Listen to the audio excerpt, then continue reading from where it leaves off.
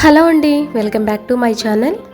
షాప్స్లో దొరికే పంచదార కొమ్ముల్ని ఇంట్లో ఈజీగా గోధుమ పిండితో బెల్లం యూస్ చేసి బెల్లం కొమ్ముల్ని చేసుకోవచ్చండి. నెల రోజుల పాటు నిల్వ ఉంటాయి. చాలా హెల్తీ, పిల్లలకి స్నాక్స్గా కూడా యూస్ చేసుకోవచ్చు. ముందుగా మిక్సింగ్ బౌల్ తీసుకుని అందులో 1 కప్పు వరకు గోధుమ పిండిని తీసుకోవాలి. మీకు యాజ్ ఇట్ ఈస్ షాప్ స్టైల్లో కావాలంటే గోధుమ పిండి బదులుగా మైదా పిండిని యూస్ చేసుకోవచ్చు. హెల్తీగా కావాలంటే ఇలా గోధుమ పిండిని తీసుకోవాలి. ఇందులో 1/2 టీ స్పూన్ వరకు సాల్ట్ని తీసుకోవాలి. తర్వాత కాచిన నెయ్యి కానీ ఆయిల్ని కానీ వేసుకుని పిండి అంతటికి కూడా బాగా పట్టించుకోవాలి. గోధుమ పిండితో హెల్తీగా చేస్తున్నామండి. బెల్లం యూస్ చేసి ఎవరైనా తినొచ్చు. ఈ విధంగా నెయ్యి అంతటిని కూడా పిండి అంతటికి బాగా పట్టించి ముద్ద అవుతుందో లేదో చెక్ చేసుకోవాలి.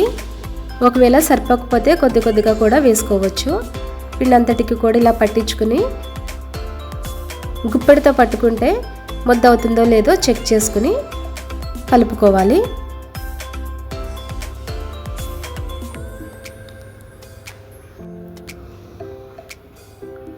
ఈ విధంగా కలుపుకున్న తర్వాత కొద్ది కొద్దిగా వాటర్ వేసుకొని సాఫ్ట్ చపాతీ ముద్దలాగా కలుపుకొని పిండి అంతటిని కూడా ఈ విధంగా కలుపుకొని మూత పెట్టుకుని రెస్ట్నివ్వాలి.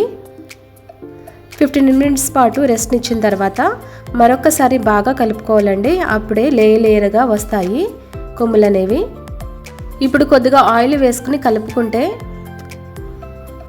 ఇంకా సాఫ్ట్ అవుతుందండి పిండి అనేది. ఇప్పుడు పిండిలోంచి కొంచెం పిండిని తీసుకుని మందపాటి చపాతీలా చేసుకోవాలి. పొడి పిండి కానీ ఆయిల్ కానీ ఏమీ అప్లై చేయవలసిన అవసరం లేదండి. ఈ విధంగా చేసుకున్న తర్వాత ఎడ్జెస్ని కట్ చేసుకోవాలి. చూపిస్తున్నట్టుగా సన్నగా నిలువుగా కట్ చేసుకుని తర్వాత అడ్డంగా కట్ చేసుకోవాలి. ఈ విధంగా అన్నిటిని కూడా కట్ చేసుకుని ఒక ప్లేట్లోకి తీసుకోవాలండి. రిమైనింగ్ పిండిని కూడా ఈ విధంగానే కట్ చేసుకుని చూపిస్తున్న మందంగా ఉంటే చాలండి. ఆయిల్ ఎక్కువ హీట్ అవసరం లేదండి, కొద్దిగా హీట్ అయితే చాలు. తర్వాత ఒక్కొక్కటిగా విడివిడిగా అన్నిటిని కూడా వేసుకోవాలి. 1 కప్పు పిండి కాబట్టి నాకు బాండి అంతా కూడా సరిపోయింది.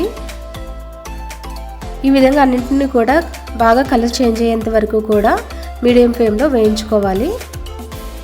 ఈ విధంగా బాగా కలర్ చేంజ్ అయ్యి అన్నీ వేగిన తర్వాత వేరే ప్లేట్లోకి తీసుకోవాలి. ఫ్లేమ్ని మాత్రం మీడియం ఫ్లేమ్లో పెట్టుకునే వేయించుకోవాలండి. అన్నీ వేగిన తర్వాత వేరే ప్లేట్లోకి తీసుకోవాలి.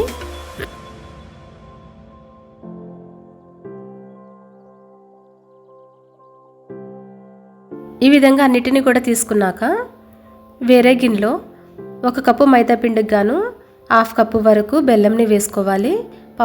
పావు కప్పు వరకు వాటర్ని వేసుకుని బెల్లాన్ని కరిగించుకుని ముదురు తీగ పాకం వచ్చే వరకు కూడా పాకం పట్టించుకోవాలండి. ఇక్కడ పాకం అనేది చాలా ఇంపార్టెంట్. పాకం సరిగ్గా రాకపోతే కొమ్ములు అనేవి పర్ఫెక్ట్గా ఉండవండి. చూడండి, ముదురు తీగ పాకం రావాలన్నమాట.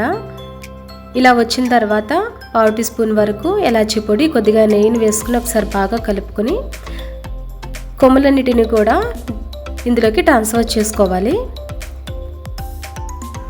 కొమ్ముల్ని వేసుకున్న తర్వాత ఒకసారి బాగా తిప్పుకొని స్టవ్ ఆఫ్ చేసుకోవాలండి. ఈ విధంగా కొమ్ములన్నిటికి కూడా పాకం పట్టించుకున్న తర్వాత 2 సెకండ్స్ పాటు అలా వదిలేసి మళ్ళీ ఇంకొకసారి బాగా కలుపుకోవాలి. అప్పుడు అలా కలుపుకుంటే కనుక విడివిడిగా వస్తాయండి. అలా ఉంచేస్తే ముద్దలా అయిపోతాయి అన్నమాట. చూడండి, 2 సెకండ్స్ పాటు ఉన్న తర్వాత మళ్ళీ ఇంకొకసారి బాగా కలుపుకొని మరొక 2 సెకండ్స్ పాటు అలా రెస్ట్నివ్వాలి. మీకు తీపి ఎక్కువ కావాలనుకుంటే అలా ఉంచేసుకోండి. లేదు సరిపోతుందంటే వేరే ప్లేట్లోకి ట్రాన్స్ఫర్ చేసేసుకోవాలి. ఈ టైంలో ఇలా చేసేసుకుని ఆరనివ్వాలి. చల్లారిపోయిన తర్వాత దేనికవి సెపరేట్గా మనం చేతితో తీస్తే వచ్చేస్తాయండి.